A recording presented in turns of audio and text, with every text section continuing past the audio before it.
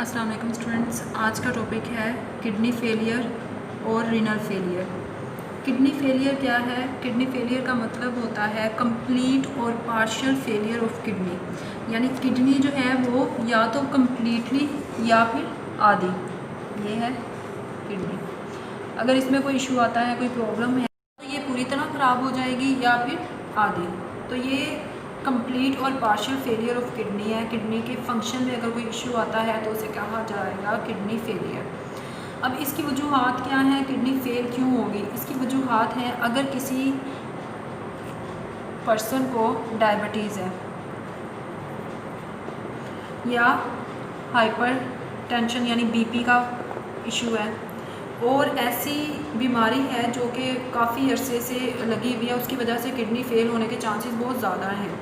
उसकी वजह से किडनी फेल हो जाएगी या उसका किडनी का फंक्शन जो है वो प्रॉपर तरीके से परफॉर्म नहीं होगा। किडनी प्रॉपर तरीके से फिल्ट्रेशन नहीं कर सकेगी, ब्लड में से वेस्ट मटेरियल को निकाल नहीं सकेगी।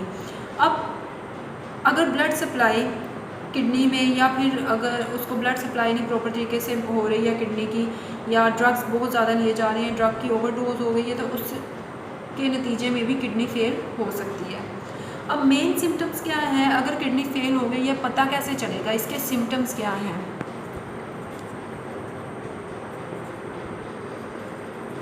सिम्टम्स, इलामात। किडनी फेल हो गई है, उसकी इलामात क्या होंगी? एक तो high level of urea and other waste in blood के अंदर जो है वो यूरिया की कंसनट्रेशन ज़्यादा हो जाएगी और बाकी वेस्ट जो है वो ज़्यादा हो जाएंगे। उसके रिज़ल्ट में वॉमिटिंग ज़्यादा होगी, बहुत ज़्यादा दिल ख़राब होगा, नोज़िया मतली आना, वेट लॉस हो जाएगा, और बार बार जो है वो यूरिन बहुत ज़्यादा आएगा। उसमें हो सकता है कि यूरिन के अंदर ब्लड भी आए, और फ्लूइड जो है एक्सेसिव फ्लूइड इन बॉडी में ऑल्सो कॉज स्वेलिंग। उसकी वजह से आपके हाथ पाँव लेग्स जो है वो स्वेल कर जाएंगी, फीट पाँव स्वेल करेंगे, फेस जो है वो स्वेल सूज जाएगा, और सांस जो है वो एक तो होता है प्रॉपर तरीके से सांस आता है, एक प्रॉपर तरीके से सांस नहीं आता, एक शॉर्टनेस हो जाती है कि सांस चढ़ जाता है। तो ये प्रॉब्लम्स जो हैं, ये सिम्टम्स जो हैं, ये शो होंगे अगर किडनी फेल हो जाती है। अब किडनी फेल हो गई है, किडनी प्रॉपर तरीके से अपना फंक्शन परफॉर्म नहीं कर रही है, तो इसका हल क्या है? इसका हल जो है वो निकाला गया डायलिसिस निकाला गया।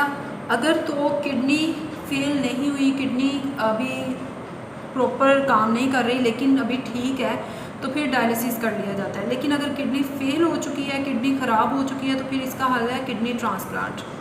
तो डायलिसिस में आज डिस्कस करेंगे पेरिटोनियल डायलिसिस। पेरिटोनियल डायलिसिस जो है ये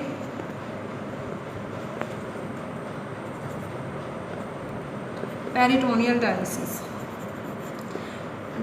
क्या होता है? Dialysis means the cleaning of blood को क्लीन करना, ब्लड को साफ़ करना आर्टिफिशियल वे से, ठीक है। तो उसमें पेरिटोनियल डायलिसिस की मैं डायग्राम आपको दिखाती हूँ। उस डायग्राम को देख के आपको अंदाज़ा होगा कि किस तरह से ये परफॉर्म किया जाता है। तो ये है आपके पास पेरिटोनियल डायलिसिस की डायग्राम। ये वो इंसान है, वो पर्सन है जिसको किडनी जिसकी फेल हो चुकी है और उसके ब्लड के अंदर वेस्ट मटेरियल बहुत ज़्यादा हैं। तो ये गट है और ये बॉडी ऑर्गन्स हैं। तो यहाँ पर सुराख किया जाता है, पेरिटोनियल जो कैविटी है यहाँ पर उसमें सुराख करके, और ये डायलिसिस फ्लूइड है। ये कह लें कि एक ऑपरेटस है, ऑपरेटस जिसके थ्रू ये सारा काम होगा। इसमें डायलिसिस फ्लूइड है और डायलिसिस फ्लूइड जा रहा है बॉडी के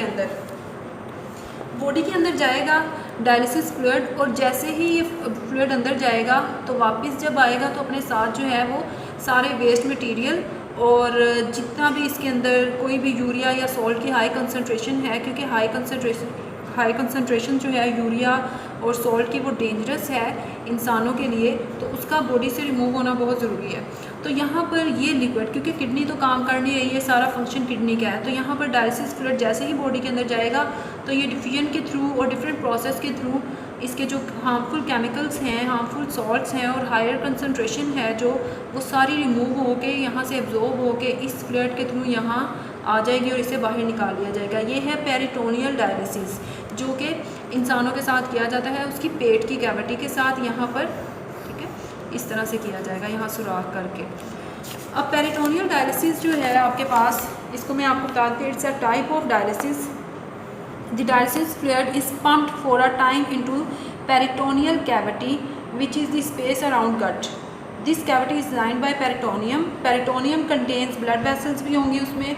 When we place dialysis fluid in peritoneal cavity, waste material from peritoneal blood vessels diffuse into the dialysis fluid, उसके अंदर आ जाएंगे, which is then drained out, और उसको बाहर निकाल दिया जाएगा। This type of dialysis can be performed at home, इसको घर में भी किया जा सकता है, but must be done every day, क्योंकि ये काम डेली बेसिस पे और रोज़ाना किया जाएगा, तो ही जो है वो ब्लड से जितने हार्मफुल केमिकल्स हैं, हार्मफुल मटेरियल हैं, यूरिया और सॉल्ट्स वगैरह, उनको रिमूव किया जाएगा। तो ये है डायलिसिस, और इसकी सिम्टम्स देखें, इसकी जो हैं वजूहात देखें, तो इसको अच्छी तरह से लर्न करें, डायग्राम को देखें, तो आपको ज़्यादा क्लियरली इस चीज़ का पता चलेगा।